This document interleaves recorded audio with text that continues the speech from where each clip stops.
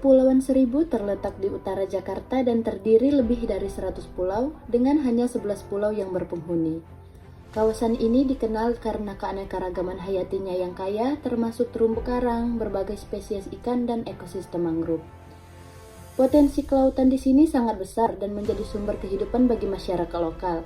Salah satu alternatif yang menjanjikan adalah budidaya rumput laut, yang telah menjadi fokus pengembangan serius oleh pemerintah dan masyarakat di sana.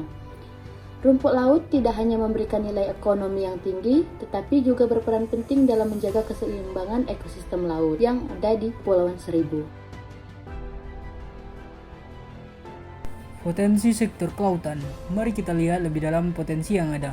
Pertama, sektor perikanan Kepulauan Seribu memiliki kekayaan sumber daya ikan yang melimpah, termasuk ikan karang dan ikan pelagis. Perikanan tidak hanya menjadi sumber protein bagi penduduk, tetapi juga merupakan mata pencarian utama bagi banyak nelayan. Di samping itu, budidaya rumput laut semakin populer di kalangan masyarakat lokal dengan teknik budidaya yang tepat seperti yang dilakukan di Pulau Pari dan Tidung. Masyarakat dapat menghasilkan panen yang signifikan sambil menjaga kesehatan lingkungan. Pariwisata bahari juga merupakan sektor yang sangat menjanjikan. Keindahan pantai, snorkeling, dan diving di terumbu karang menarik ribuan wisatawan setiap tahun. Kegiatan ini tidak hanya meningkatkan pendapatan daerah, tetapi juga memberikan lapangan kerja bagi masyarakat setempat. Dengan adanya budidaya rumput laut, ada peluang untuk mengembangkan produk olahan yang dapat dipasarkan kepada wisatawan sehingga meningkatkan nilai tambah bagi masyarakat.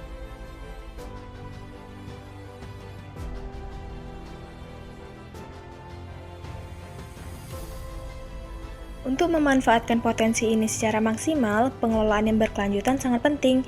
Disinilah konsep ekonomi biru berperan.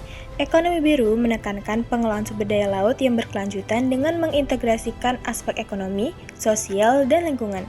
Dengan menerapkan prinsip-prinsip ekonomi biru, kita dapat memastikan bahwa eksploitasi sumber daya dilakukan dengan cara yang tidak merusak ekosistem. Misalnya, dalam budidaya rumput laut, metode yang ramah lingkungan dan pelatihan untuk masyarakat lokal dapat meningkatkan hasil panen sambil menjaga kesehatan ekosistem. Penerapan prinsip ekonomi biru juga terlihat dalam pengelolaan perikanan, di mana praktik penangkapan yang bertanggung jawab memastikan stok ikan tetap terjaga untuk jangka panjang. Dengan pendekatan ini, sektor pariwisata bahari juga dapat berkembang tanpa merusak keindahan alam, menjadikan Kepulauan Seribu sebagai destinasi wisata berkelanjutan. Pengelolaan sumber daya kelautan harus dilakukan dengan pendekatan yang menjaga keseimbangan antara eksploitasi dan konservasi.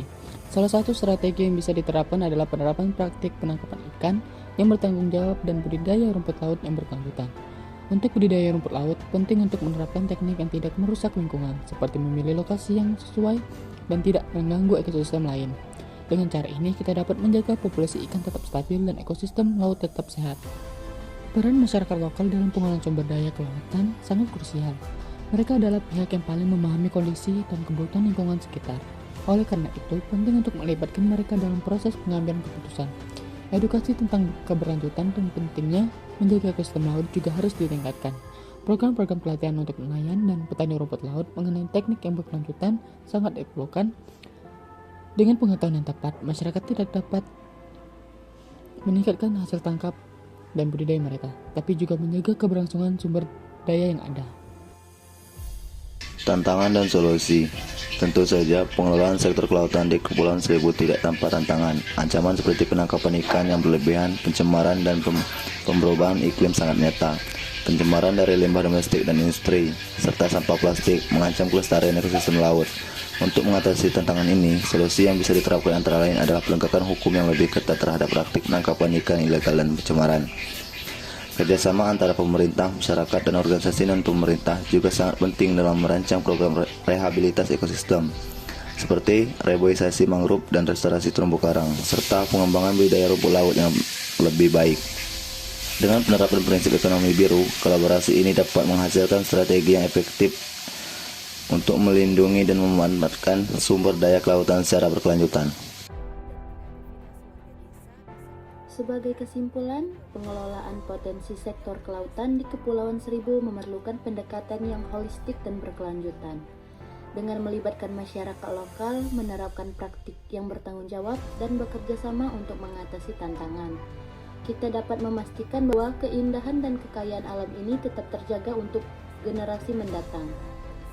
Melalui penerapan ekonomi biru, kita akan menciptakan keseimbangan antara eksploitasi dan konservasi, menjadikan Kepulauan Seribu sebagai contoh pengembangan yang seimbang antara ekonomi dan ekologi.